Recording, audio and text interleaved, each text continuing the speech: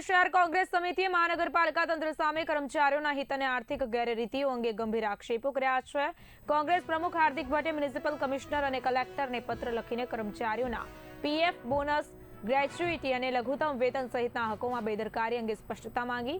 આક્ષેપોમાં જણાવાયું કે વર્ષોથી કર્મચારીઓને યોગ્ય વેતન અને બોનસ નથી મળતા, પ્રોવિડન્ટ ફંડની ચૂકવણી વિલંબિત થાય છે અને ઓડિટ રિપોર્ટમાં પણ મુદ્દાઓનો ઉલ્લેખ નથી થયો। કોંગ્રેસે આ મામલે જવાબદાર અધિકારીઓની ઓળખ, કોન્ટ્રાક્ટરો દ્વારા શ્રમ કાયદાનું પાલન થયું કે નહીં, બાકી ગ્રેચ્યુઇટી અને પેન્ડિંગ કેસોની વિગતો માંગીને તંત્ર પર જાહેર ખુલાસો કરવાની અપીલ કરી છે। હાર્દિક ભટ્ટ, નડિયાદ શહેર કોંગ્રેસ પ્રમુખ। જે પીએફ મુદ્દે જે વિવાદ થયો છે, શું છે સમગ્ર મામલો?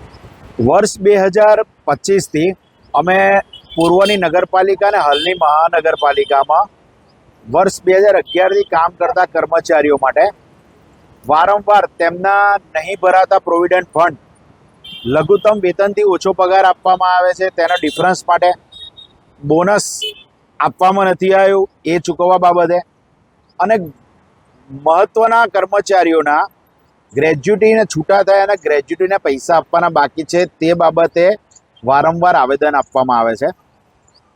ગઈ 6/3/2026ના રોજ મહાનગરપાલિકાના ડેપ્યુટી કમિશનર ઉકાણી સાહેબ દ્વારા બહુ સાચી વાત કરવામાં આવી છે કે વર્ષ 2011થી કર્મચારીઓના પ્રોવિડન્ટ ફંડ કાપવાના બાકી છે, પરંતુ એ ક્યારે એની ગણતરી કરશે, ક્યારે એ લોકોને ચૂકવવામાં આવશે એ કોઈ બાબત દર્શાવવામાં આવી નથી। એટલે મેં આજે એમને પત્ર લખ્યો છે કે તમે જે 15 વર્ષથી જે આ અમે ભ્રષ્ટાચાર કહેતા હતા તે ભ્રષ્ટાચાર ના પાડે છે, એટલે અમે કહીએ છીએ ગોટાળા, પણ ગોટાળા એટલે મોટા ગોટાળા, નાના નહીં।